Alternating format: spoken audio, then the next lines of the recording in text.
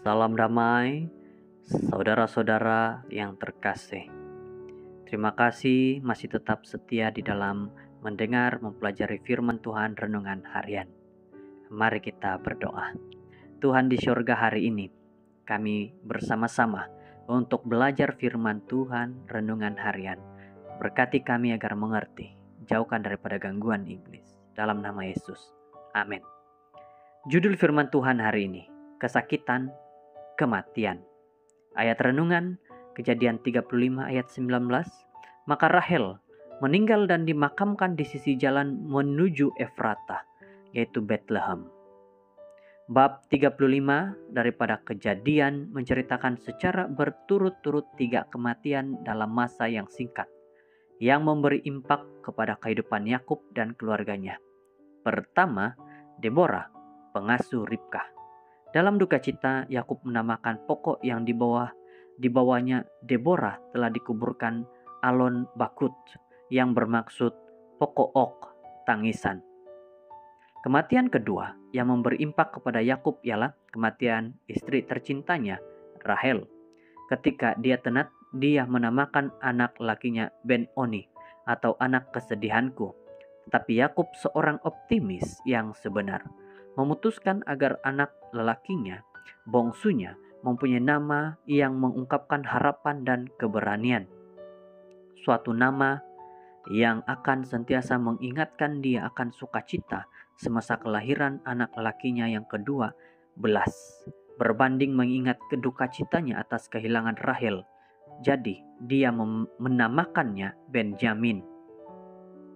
Kematian ketiga yang menyentuh Yakub ialah kematian ayahnya Ishak.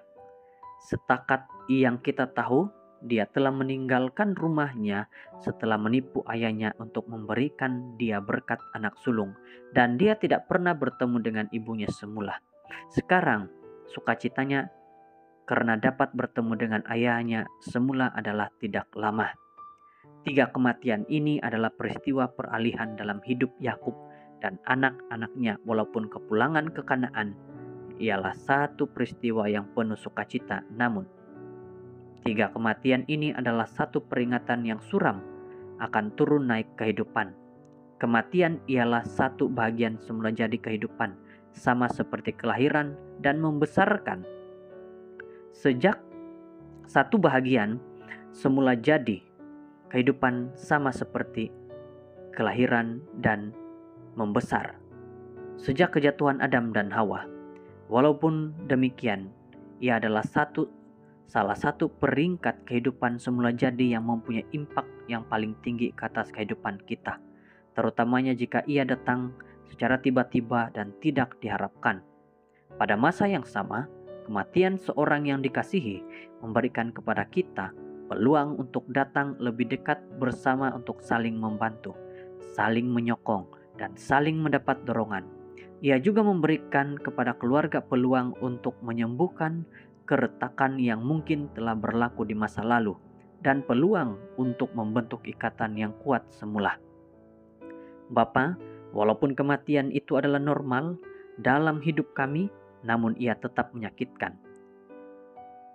Apabila masanya tiba untuk kami mati, semoga kami bersedia dan semoga kami berehat dalam pengetahuan bahwa Engkau akan menjaga orang-orang yang kami kasihi dan membawakan bagi mereka penghiburan yang mereka perlukan semasa hari-hari penyesuaian diri yang sukar itu.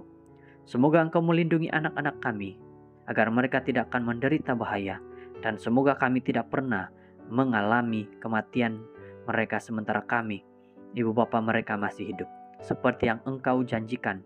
Semoga kami semua akan mendengar suara Yesus ketika kedatangannya kembali, memanggil kami kepada kehidupan kekal. Di dalam firman Tuhan kita pada hari ini berkata tentang kesakitan, kematian. Memang agak sakit, tetapi apa yang kita minta daripada Tuhan adalah Tuhan sentiasa memberikan kita penjagaan, sehingga kita mengetahui bahwa kematian yang kita rasakan, kesakitan yang kita rasakan itu tidaklah selama-lamanya, hanya sementara saja. Mari kita serahkan diri kepada Tuhan agar Tuhan melindungi kita. Inilah pelajaran kita hari ini. Mari kita berdoa. Tuhan di surga, Engkau memberkati kami dan menjaga kami, agar kami sentiasa tahu bagaimana untuk kami berserah kepada Tuhan dalam setiap kesakitan kami. Terima kasih Bapa, dalam namamu. Amin.